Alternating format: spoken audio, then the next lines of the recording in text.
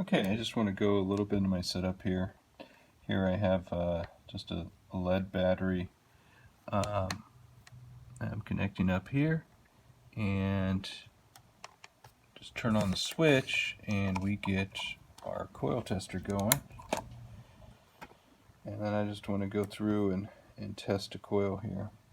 So when it starts up, it shows what the input voltage is, and then if I push the button, it does a single test, and if I hold it down a little bit longer, it does 50 tests, throws away first couple ones, and tells me the average is 1.63 milliseconds.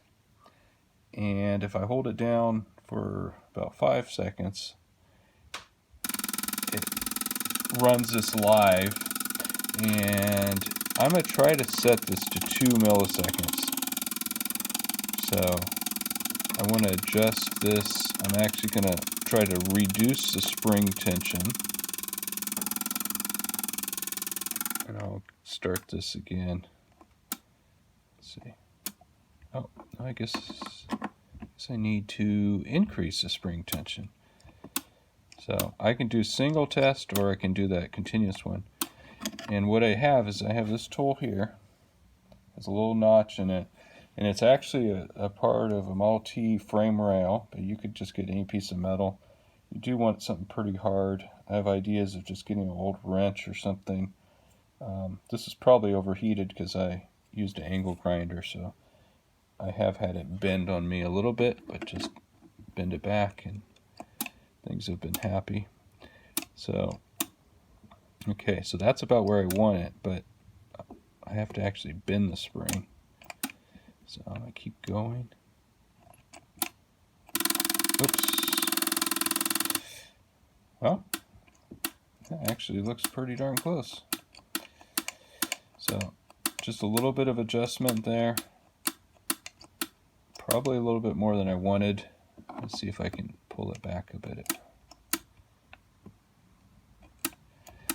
And there is a difference of pulling on the back or the front, and as you do that. But again, I'm just putting some tension on it. I think I like that. So let's see where.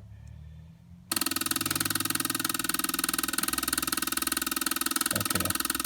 So pretty clean signal. The average is right at 2 milliseconds, 1/100th above that. I'm happy with that.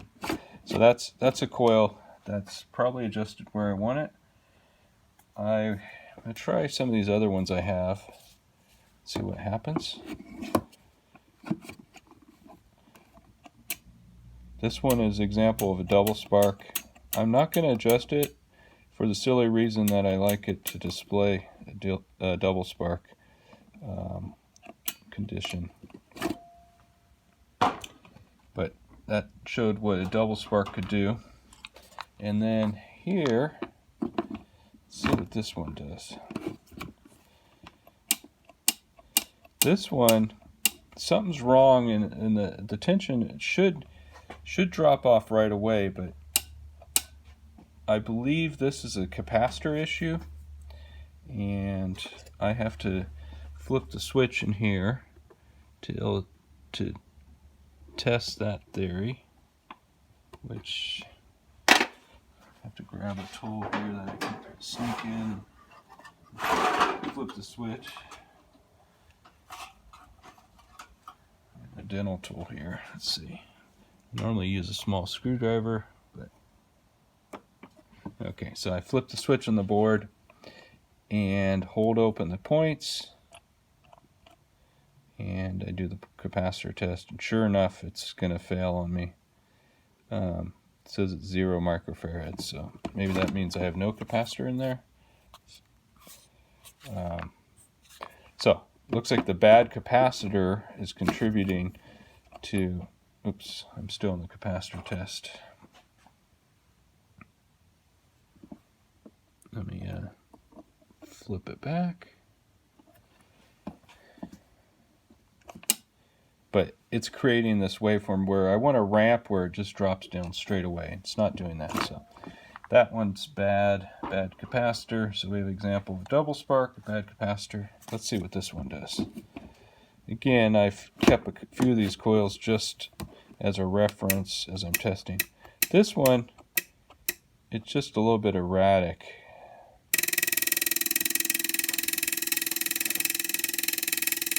So let's play with this one a bit. First of all, maybe I should check to see what we're talking about as far as the capacitor. Oops, I didn't open it up, so it's going to tell me that I didn't open it up. It says capacitor points shorted. So I have to... So in this case, the capacitor is probably original capacitor.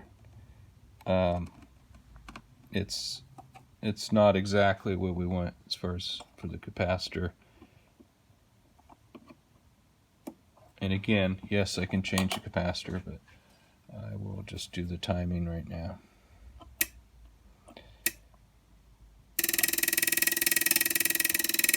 Okay, so we're at 1.6.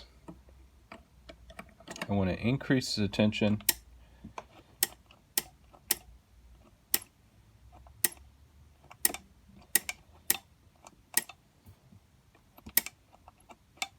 Okay, and I kind of like to sneak this in on both sides here as I'm trying to pull. I feel like it evenly pulls that spring up. Doesn't seem like I've... As you can see, I'm not hammering on it. I know some people, even the Ford manual, you hit on the back and you pry with a screwdriver. I tried to do neither of those and just this tool. I saw someone else had something similar and I've just followed. Okay, so I've increased it, but I like to sneak it up slowly and not go too far.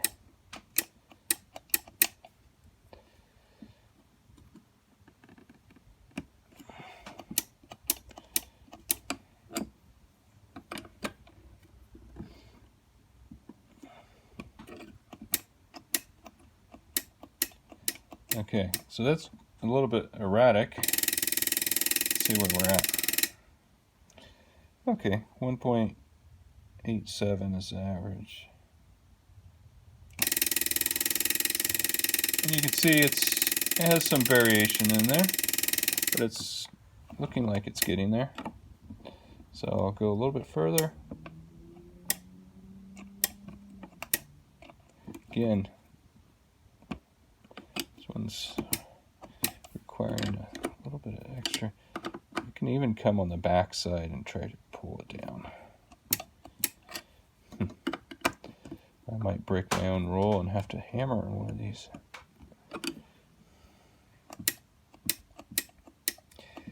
Again, I don't like it's not going down straight. I think there's probably a few different things going on here. I'll have to look at it.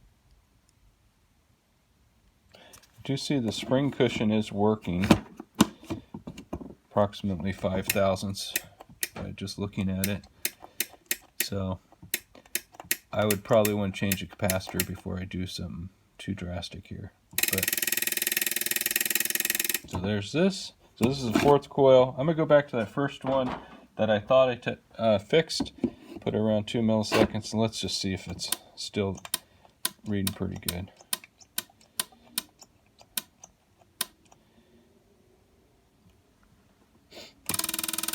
There we go. And I think I will just leave it right here. But it looks like it's right at 2 milliseconds. That was the one I wanted to change.